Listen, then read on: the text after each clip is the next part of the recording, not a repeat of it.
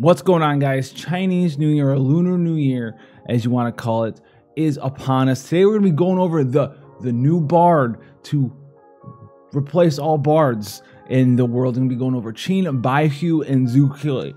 All right, so we're going to be doing those real quick for you. Let's get in there and knock them out of the park. The first one here is going to be Chien, undercover musician. Let's go over the TMR real quick because the TMR is absolutely fantastic. The TMR is insane. It is an accessory. Okay, so that's awesome. 5 defense, 40 flat magic, 20% HP, and gives you the effect Exquisite Headpiece or Hairpiece, which gives you 35% true double hand magic with this equip. That's absolutely insane. 35% true double hand magic with 40 flat magic, and yes, it does stack. You can wear 2 of these Exquisite Hair Pieces in both of your accessory slots. You know, 2 accessories, 2 hair pieces, who knows? Definitely going to want to pick this up for those true double hand mage builds. All right, 70%. It's like a martial glove almost. 70% true double hand magic and 40 flat in each slot. Awesome. The 5th Nirvana is the super TMR. I'm not totally in love with this thing. It's a harp, 195 magic, 2-handed harp with some spirit, some HP and MP, 24 flat spirit, 30% HP and MP. Gives you the State of Nirvana, which increases your defense and spirit by 200% when your HP drops below 40%. But it's like a magic harp, so it's kind of whatever. Maybe you can find like use for this on a tank who can wear harps. At the end of the day, not the greatest thing ever. I'm not too sold on it. Don't really care. All right, so Chien is supposed to be this new type of bard to rewrite how bards work in this era of 7 stars, who we have supportive options like Zargobath, CG Nicole, all of those fun units.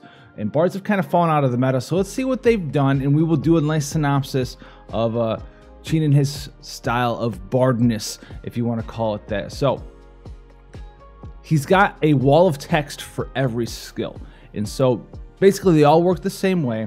Let's go over Recital Vengeance Maelstrom, and then we'll get into the wall of text skill. So Recital Vengeance Maelstrom, all right, skip 2 turns to the caster while singing, magic damage 5.0 multiplier, auto cast next turn, magic damage 5.0 multiplier. All of his skills are going to be this sort of wall of text where it's skip 2 turns and then do a thing and then automatically do a thing next turn. This is a mechanic that's been seen in JP a lot. Maybe you've seen it in a couple of the sneak peek videos if you've been catching up on those. But basically all of his skills work this way. So what he'll do, unlike a normal bard who just sings a song and then he just keeps singing the song, he kind of still does that but in a slightly different way. So he'll skip his turn. He won't actually sing like a normal bard. He'll skip his next 3 turns. And in those next 3 turns, you won't be able to activate him. It's going to be kind of like the same thing as a bard. You won't be able to pick a skill for them. He's going to skip his next 3 turns, but he's already got a plan set in motion where he's going to automatically do something at the start of the next turn, automatically do something at the start of the turn after that, and then automatically do something at the start of the turn after that. Almost like a Dragoon jump, right? At the start of the turn, he's going to boop, boop, pound out some musical flair, skip that turn, pound out a musical flair. So that's what's going to happen there. That's all of how all of his stuff works. On top of that, it's got like an increasing effect in his songs, and then it kind of falls down. So let's go over Recital Elemental Storm real quick. You kind of get the idea right there. So when you cast Recital Elemental Storm, he's going to decrease resistance to all elements by 40% for 1 turn to all enemies. He's going to increase the resistance to all elements by 40% for your party. So down for enemies, up for you. You do a magic damage 3.0 multiplier to all enemies, and then he's going to skip his next 3 turns. That's what happens the turn you activate Recital Elemental Storm. So you're skipping your next 3 turns after that. The start of your next turn, he's going to do a 55% imperil for them, a 55% buff for you.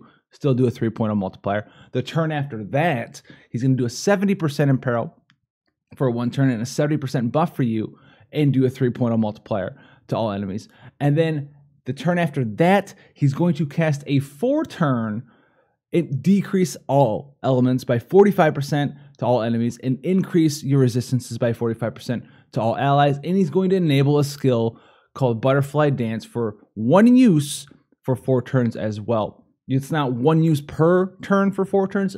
You have 4 turns to use it, and after you use it, it's gone, no matter if you use it on turn 1, 2, 3, 4, whenever it's unlocked. And then it's also going to give him a 200% magic buff for 1 turn. So we're going to set it up like this. We're going to explain it this way. This is how all of his skills will work. If you can understand it here, we won't have to go over it for all the skills in the future. So what's going to happen? You're going to activate Elemental Storm. You're going to get that 40% buff to your party, 40% imperil, right? You're going to skip your next 3 turns. So this is the turn you activate it. Next turn, pop it off 55%, 70%, and then 40%. After the 45%. After the 45%, that buff lasts for 4 turns. You can now use him again because he's not singing on that for 4 more turns. He's activatable again. So not you use it, not usable, not usable, not usable, usable. Okay, so you have to wait. He's got a huge ramp up time, and that's my major problem with a lot of his stuff, is that the turn you activate it, the buffs and stuff, not really the greatest. The turn after that, they're kind of okay. The third turn, right? Super strong. The auto cast after 2 turns, really good. And then the auto cast after 3 turns, that buff lasts a while, but it's kind of like a mediocre kind of thing. So let's get into it here. We have Recital Nomad's Revenge. This is going to be 2-turn skip, 6.0 multiplier to all enemies, increase your limit burst gauge by 2 to 5 to all allies, and then it's going to do the same thing again the turn after that. So it's going to lock him down for 2 turns to do this skill. Great. Not really.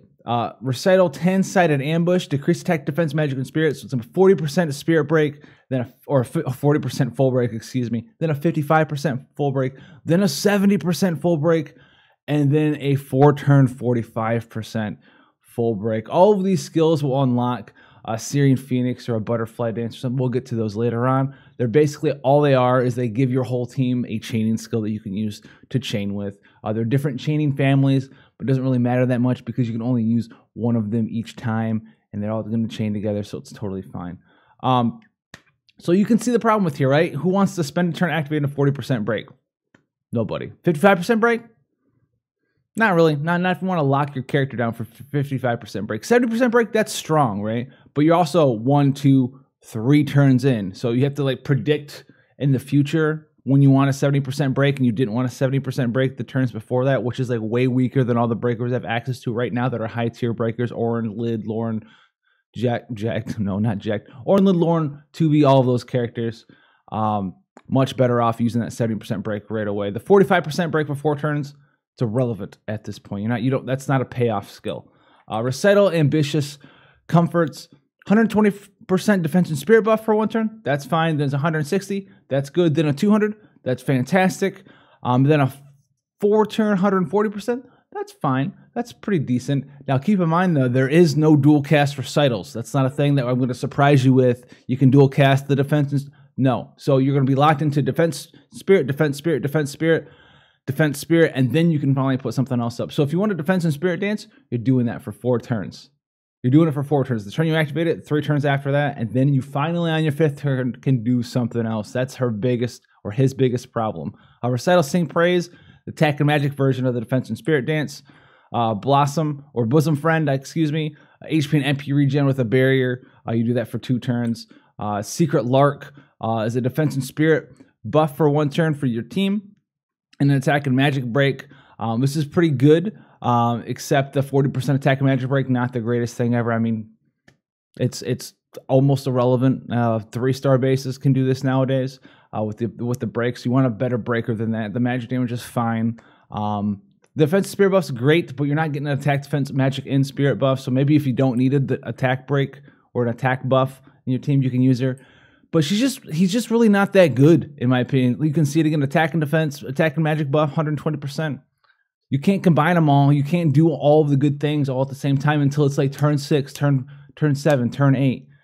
Recital Helpless Longing, attack, defense, magic, and spirit break. Removal with resistances for 2 turns, mitigate damage. That's fine. We can get this from a lot of other characters, though. This is probably the best part that he has is this attack, defense, magic, and spirit break removal with resistance up, then mitigate damage. But you have to do that for 2 turns. If this was a skill you could just cast and it lasted 2 turns, that'd be awesome. Moonlight Sonata, 7-turn cooldown available on turn 7. Remove all debuffs from all allies for increased resistance, attack, defense, magic, spirit break, stop, and charm resist for 3 turns. Then a full 150% all stat buff and mitigate damage. It's a fantastic skill, but you can't use it until turn 7. And the way that this character works out, he locks himself into songs either for 5 turns or 2 turns. So you have to use like one of the 2-turn lock songs and one of the 5-turn lock songs, which means you like do a defense and spirit buff and then do like something else like the break mitigation. He's just so wonky and like not worth it, is what I'm saying. And his passives here is fine. More magic, more spirit. That's really all he has. He doesn't have dual cast or anything crazy like that. He has to upgrade his limit burst. His limit burst is just like a Roy tier limit burst. You know, not even as good as Roy and Elephant, in my opinion, the limit burst that they have. Ignore fatal damage when your HP is above 40% max one time. That's fine. Here's the unlockable skills. Butterfly Dance, Searing Phoenix, Razor Petal Storm. We got Chaos Wave, Octaslash, Mirror of Equity, Divine Ruination, and a Roll Array Chaining families. But you have to keep in mind that these are castable one time, period, by your units who get them. And it takes your units 5 turns to gain access to them, or 4 turns to gain access to them. He has to sing for 4 turns. So the limit burst here, the upgraded limit burst, if you wear the TMR, Baraka's Trust ability, is an instant KO, 50% chance if you max it out. With a 20 times magic damage multiplier, 30 hit. That's probably the best part. 20 multiplier, that's okay on a support. That increases your attack, defense, magic, and spirit by 130% for 4 turns to all allies. The thing with this guy is that he was supposed to be this new type of bard, and he does do it where, like, if your buffs get dispelled, you can recast them, and he recasts it automatically. The thing with that is a lot of units in the game, Zargobath, Nicole, any other unit who does like an attack, defense, magic, and spirit buff, that's their thing. They can recast their 100% buffs or whatever have you if you are dispelled. You don't have to have this weird mechanic where you still are locked into singing, but your buffs refresh. Being locked into a song, especially songs that only do certain things, like defense and spirit buff only for 4 turns, that's hopefully what you want to do for 4 turns, or attack and magic only for 4 turns. Hopefully you want to do just an attack and magic buff for 4 turns. The little bit of extra higher buff isn't really that big of a payoff, right? 150% buff versus like 100% buff, you get an extra 50% of your base stat. Not that big of a deal, right? If you have 250 base stat, 50% more is going to give you like another 100 something attack. Not the greatest thing ever. It's fine, it's good, but it's not worth this. It's not worth this. So I think Chien is actually one of the worst units that we've seen. I know I've seen a little helter-skelter in this review, and it's because I really, and I say this almost never, I really don't like this unit. I don't. I think it's... All right, guys. Next up is going to be Bai Hu Zhu Que. And this unit is even more complicated than the previous unit, so don't get tripped up as we go over all the stuff that this unit has to offer. It's a really cool and designed unit. It's like what Leela wanted to be when she first came out, guys. So let's go over the TMR here first. The Saint's Aura, very important TMR for this unit, because this unit wants to have both attack and spirit if you want to maximize its capabilities. And this TMR has HP and MP 10%, attack and spirit 30%, and increased limit burst gauge by 2, and then auto cast Saint's Aura every turn. The only part of this TMR I believe that does not stack is the auto cast Saint's Aura, because it's a skill that's cast at the start of your turn. It might stack, but it's very hard to say that it's going to cast Saint's Aura 2, 3, 4, 5 times per turn at the start of your turn. And what Saint's Aura is, it's a casted skill that happens at the start of your turn that heals you for 5% of your HP. So this TMR is awesome, fantastic for this unit. But beyond this unit, it's got that limit burst gauge plus 2 on it. So you can put this on a support, you put this on a healer that wants to get their limit burst off relatively regularly.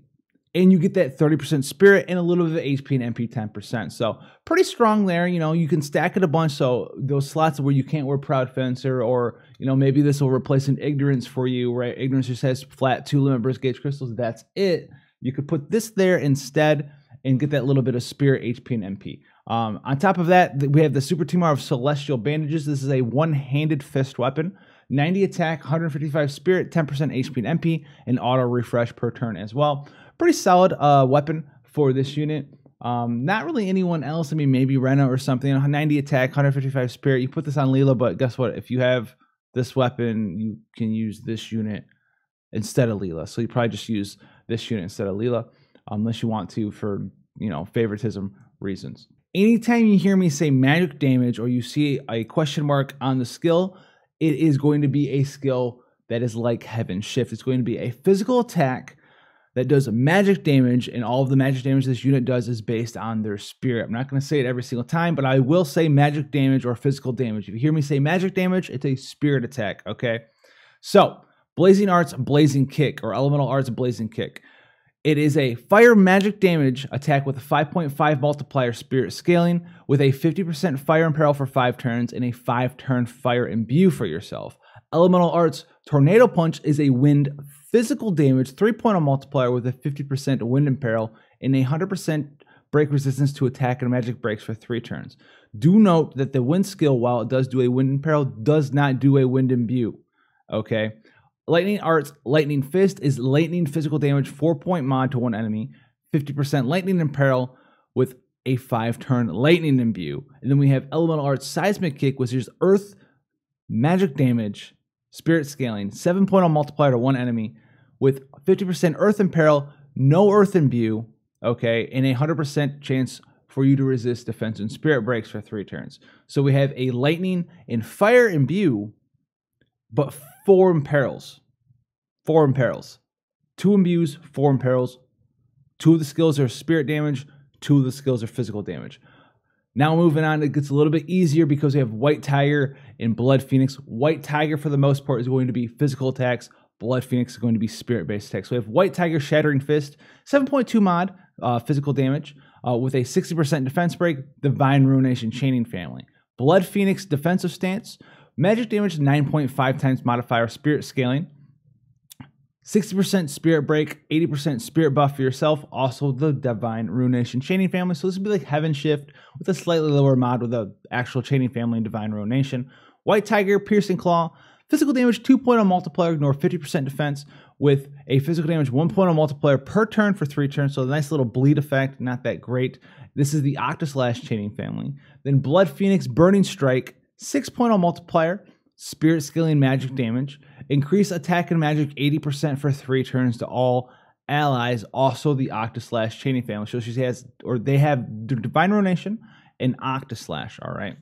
Now we have White Tiger Tiger's Roar, physical damage 4.0 multiplier to all enemies with a remove all status effects from one enemy. So it's an AoE physical damage attack that only dispels one target. Really kind of awkward there. Blood Phoenix, Phoenix's Cry, restore 5,000 HP and 300 MP to the caster, and it also removes all debuffs from the caster. Pretty okay, but remember, if you're casting the skill, it means you're not removing Paralyze, you're not removing Petrify, you're not removing Stop, you're not removing Charm or Berserk. Why are you not removing those things? Because if you're inflicted with those things, you can't take an action, which means you're not casting the skill. So this is going to remove like Blind, Poison, Silence, a bunch of like Disease, just stuff, those ones. Nothing that's in major like Confusion, Petrify. None of those you can't actually remove with this because you won't be able to take an action. Now we have White Tiger Barrage, which enables you to use Elemental Art skills, White Tiger skills, Saint's Art Spirit Palm, and Saint's Art True Spirit Palm, okay, in one turn. So we have Elemental Arts, White Tiger skills, and then 2 new skills that we have not seen yet. Blood Phoenix Barrage will allow you to use Elemental Arts, Blood Phoenix skills, Saint's Art Spirit Palm, and Saint's Art's True Spirit Palm twice in one turn as well. The only difference between these 2 dual castable skills here is that one lets you use White Tiger in addition to the other stuff. The other one lets you use Blood Phoenix in addition to the other stuff. You just can't mix and match White Tiger and Blood Phoenix. You can mix and match anything else with one of White Tiger or Blood Phoenix, okay? You can't do White Tiger and Blood Phoenix at the same time. Now, Saint Art Spirit Palm, physical damage, 4.5 multiplier to one enemy, 1-hit skill.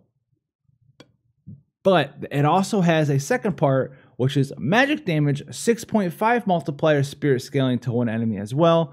Increases your limit burst gauge by 4 and enables skill for 2 turns to the caster, which is Saint Art's True Spirit Palm. So this is not a hybrid attack, but it's a 2-hit, 2-part attack. One of it physical damage, one of it spirit damage, which makes this unit really hard to build to use skills like this, where it's almost a hybrid attack, and attack and spirit gear at the same time are kind of hard. It's really only either Super TMR or Rena's Knuckles of Faith, stuff like that in their own TMRs for the Materia slot in Adventure 5, of course. White Tiger, Limit Strike, physical damage 3.0 multiplier with ignore 50% defense, 6.0 modifier. Blood Phoenix Energy Burst, magic damage 10.5 multiplier, spirit scaling to one enemy. 1-hit attack there, it's a little bit harder hitting than Heaven Shift. Special Arts Saint Boost, 5-turn cooldown available on 1. Increase the modifier by 1.5 for 5 turns to the Saint's Art Spirit Palm and Saint's Art's True Spirit Palm. Enable skill for 2 turns to the caster, Special Arts Fusion Barrage. Do note that because Saint Art's Spirit Palm, which is that physical attack plus the spirit attack at the same time, because that's a 2-part attack, each of those will get the modifier increase. So Saint Art's Spirit Palm will be a 6.0 physical and a 8.0 magic damage at the same time. So it's like a 14 multiplier all the way buffed up there. Some of it physical, some of it spirit based though. We have Special Arts Ferocious Tiger Strike and Special Arts Swift Phoenix Strike. Okay, which are cooldown skills, both available on turn 3.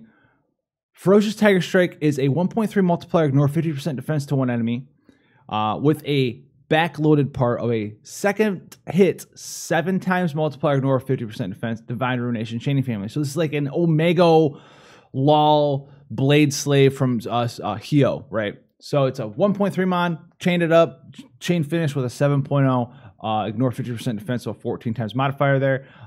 Swift Phoenix Strike is very similar there, except for it's a 2.6 spirit scaling mod with a 14.0 spirit scaling chain finisher. Very interesting there. Divine Ruination, Chaining Family there as well. Much higher modifier on the spirit one. I don't know why.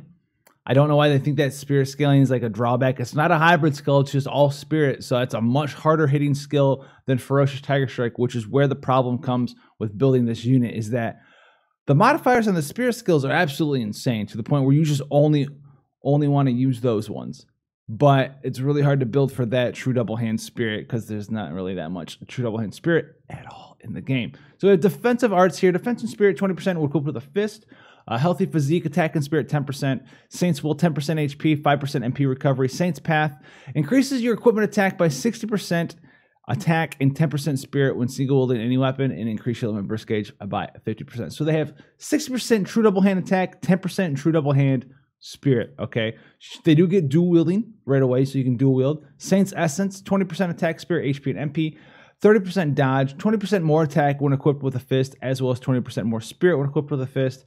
Increase your equipment attack by 70% attack and 20% spirit when single wielding any weapon, and another 50% limit burst gauge fill rate. So they have Saint's Path and Saint's Mastery. These are 2 different skills. Together they will have 130% true double hand attack, 30% true double hand spirits. Okay, so here comes the dilemma, right? Follow along. Let's finish these passes up real quick. Require your TMR. If you put their TMR on, activate their trust ability here. Attack and spirit 10%, limit burst damage plus 30%, and attack and spirit plus 20% when equipped with the fist weapon. So you're really going to want a fist weapon on these units, it looks like.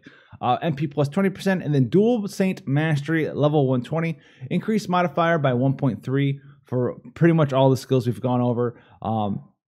All the White Tiger skills, 1.3 modifier. All of the Blood Phoenix skills, Burning Strike, Defensive Stance, all that stuff, 1.3 modifier as well. Increase your attack defense and spirit by 20%. Increases your equipment attack and spirit by 30% when dual wielding, so you can go for like a true dual wield build if you want to. And then increase your modifier by Blood Phoenix, Energy Burst, and White Tiger Limit Strike by 2.0 as well. And then we have the skills that we talked about before, which is Special Arts Fusion Barrage and True Spirit Palm. Fusion Barrage we didn't actually talk about, and this gives you the ability to quadra cast Special Arts Saint Boost, Special Arts Ferocious Tiger Strike, and Special Arts Swift Phoenix Strike. Last but not least is their Limit Burst, the Ultimate Art Tiger and Phoenix Strike. Okay, it's going to be magic damage, spirit scaling 17.9 multiplier, as well as physical damage 13.9 multiplier to one enemy with 180% attack and spirit buff for 5 turns to the caster. 1 hit skill on both these parts as well. It only costs 30 limit burst crystals. Should you max this out? I guess if you're going to go for a limit burst build, you do want to max this out because they do have that limit burst damage in their kit. So definitely max this out if you're going to be using this long term. You don't absolutely have to. It's not going to make or break the unit, but it's a damage dealer. If you're going to be doing damage with it, you're going to probably want to fit this into your rotation if you can, with some support chaining or tank chaining or something like that, or pod chain, or however you want to chain, and then chain finish the Ultimate Art Tiger and Phoenix Strike.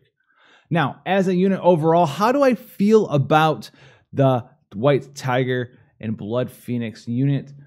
I think they're very interesting. I can't really say how strong they will be right now, but I will be able to say that they're not going to be exceptionally overpowered into the future. So if you want the unit aesthetically, they're going to be good. They're going to be decently strong right now. You're going to run into problems where you're going to need very specific pieces of gear to build them.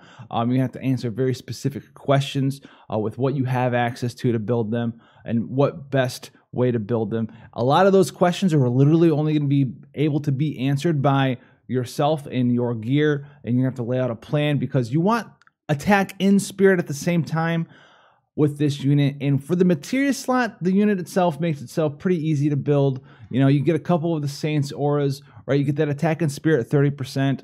So that's going to help you out there. Get an attack in spirit. You get maybe Adventurer 5. That'll be 40% attack, defense, magic, and spirit. Maybe the last slot would be like a true double hand piece of gear because they do have 130% true double hand. That's probably going to be something you're going to want to go after is a little bit more true double hand. So maybe like a Buster style there and like a Martial glove. But then after that, it's going to be a little bit harder to piece gear together because it's going to be easy to do like a true double hand build, but it's going to be hard to do a true double hand build with spirit at the same time, right? Like what true double hand headpiece you're going to wear that's got spirit and attack at the same time. What body piece you're going to wear, what accessories you're going to wear, what weapon are you going to wear. You're going to probably wear celestial bandages, but if you're going true double hand, now you're using a one-handed weapon, and this only has 90 attack, so maybe you won't even use celestial bandages. So a lot of questions to come up with for this unit. The multipliers are high. That's the other thing that you can do with this unit is that like the attack multipliers are lower than the spirit multipliers. So how good are they really as a true double hand unit compared to just like a spirit dual wield Leela unit at this point in time? That's the other thing is that like Leela has true dual wield spirit and true double hand spirit, and she's got the imbues and stuff and all that fun stuff. And Heaven Shift's a 10 times modifier that you just get to spam Marino. So how much stronger is this unit than just Leela right now? Leela's pretty decent still. She got just a little bit more damage. She's not absolutely insane or anything. Whereas this unit, you know, has the ability to do the Leela, do the physical attack. So if you have all that gear and you're ready to do an attack spirit-based character, then go for it. If you don't have all that stuff, you're not ready to take that journey, then don't. And then the third question is, should you take that journey? Is it worth all the effort? If you want to use the unit, go for it. If you're asking me, is this unit absolutely meta breaking? No, it's not. Do you need the unit? No, you don't. So this banner overall, Bai Hu Zhu Que, and then Chien. Chien, no bueno. I don't ever want to see a unit like that ever again. Actually, probably my most disliked unit now. I like Duke more than I like Chien, okay? This unit, though, very fun unit, very awesome. Bai Hu and Zhu Que.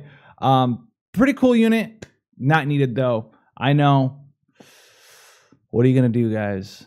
So if you want to see more stuff like this, go ahead and hit the subscription button. I lost myself today trying to figure out exactly what to say about these two units in particular, especially the second unit, the Tiger Phoenix unit, because it's so interesting and so unique on how you need to look at it and build it to figure out if it's actually strong enough to warrant pulling for, and how to do it in the first place to see if it even is strong, or if it's too strong, if it's too weak, or what's going on. Really interesting true double hand design with spirit. It's really convoluted at the same time. A little bit too convoluted. Probably the two most over-the-top confusing units in the game, period. From here to all the way to where JP is now, I don't think I've seen a more confusing unit than this one. So pretty intriguing for sure. But if you want to see more stuff like this, go ahead and hit that sub button.